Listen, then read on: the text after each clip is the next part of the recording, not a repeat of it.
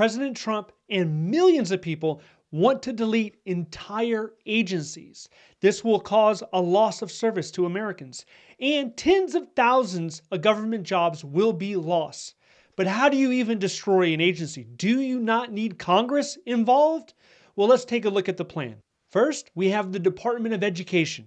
Trump recently appointed a secretary of this agency. Her name is Linda. And if Linda is successful, she will work her way out of a job. Her objective is to dismantle the education department.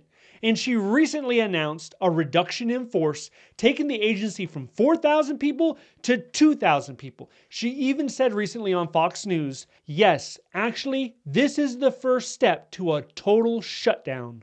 The education department did offer some buyouts and early retirement, and there were some takers.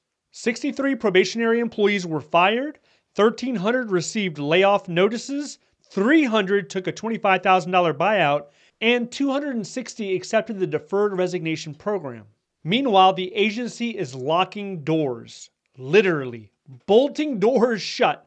The agency's not open for business. You can't just walk in there. Federal employees were left scrambling. They've never seen anything like this before. They were told to go home. So phase one includes slash the staff, lock the doors, tell everyone to work from home until they're out. Let's move on to phase two. Phase two is going to be an executive power play. Right now, there is somebody currently drafting up an executive order in order to completely dismantle this agency. But President Trump cannot snap his fingers and make it go away as much as he would love to. It was created in Congress in 1979, so Congress has to be the one to eliminate it. And right now we have everybody at home, so people are worried like, hey, what about the Pell Grants? What about student loans? How are we processing that? And one big word is automation, right? We can automate everything since we're in the year 2025. Technology is doing phenomenal. Why don't we automate it? Well, there's some things in the agency that you cannot automate, such as policy development, civil rights enforcement, personalized student support, and teachers' performance assessments. Let's move on to phase three. Phase three is to push Congress, not nudge them, not tap them, but shove them and try to get congressional support to eliminate this agency. But that's going to be an issue right now because the Republicans would need 60 votes.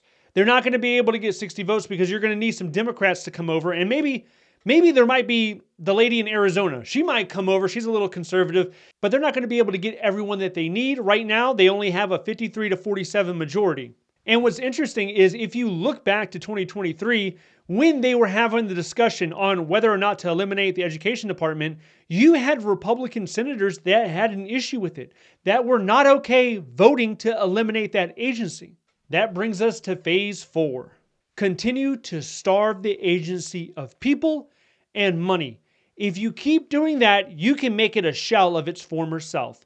And that's the game plan right now. You have Elon Musk, you have Doge going through there, looking at everything, pulling data, having AI involved in order to strip away at some of the functionality of this agency. And one thing that people keep pointing to is the education scores. So apparently, if you look on there, the education scores, we're not doing as well as China. We're not doing as well as other countries from a metric standpoint. But when it comes to cost per pupil, well, that's at an all-time high. We're spending the money without getting the results. And that is the argument for why education should go back to the states. Next, we have the United States Agency for International Development. This federal agency started off the year with a little over 4,000 employees. President Trump doesn't like this agency. It goes against the American First policy that he first introduced in his first term. So when it comes to foreign aid, when it comes to sending money internationally, that's not compatible with his line of thinking. He wants the money to stay in this country. He wants to grow this country and not so concerned with all the other countries that might be in need. USAID is also being merged with the State Department, so Marco Rubio is leading the dismantling.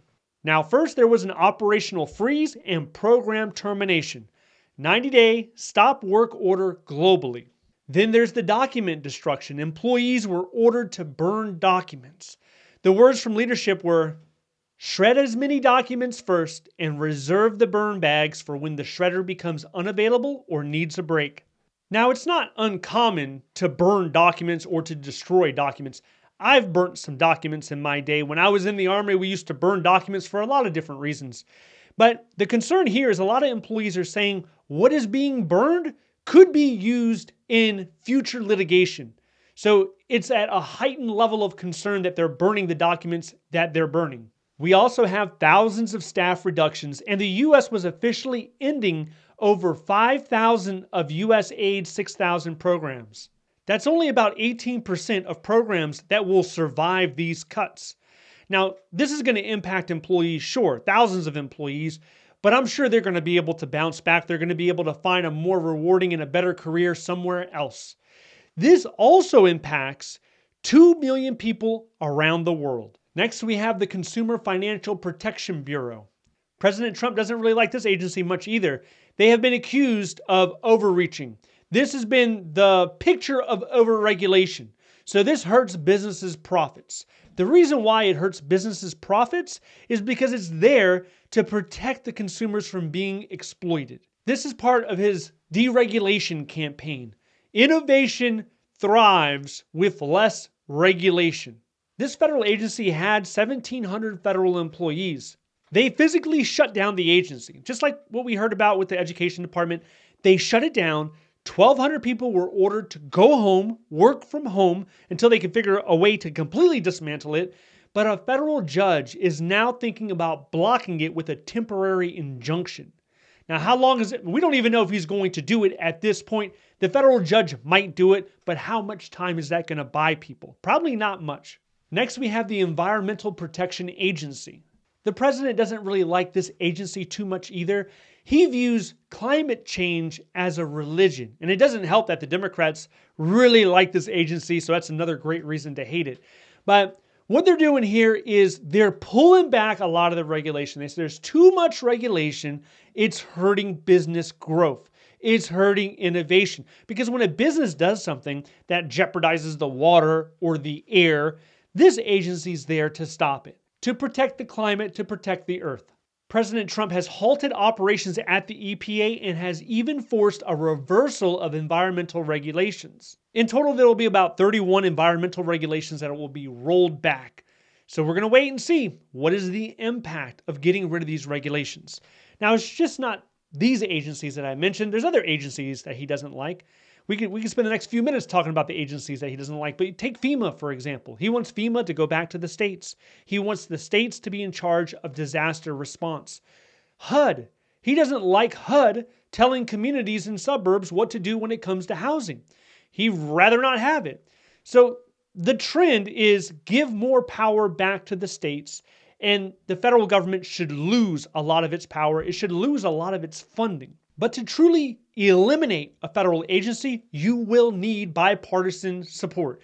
You can try to starve it in a lot of different ways, but to completely destroy or delete an agency, you need bipartisan support in Congress. And that doesn't seem likely as of right now.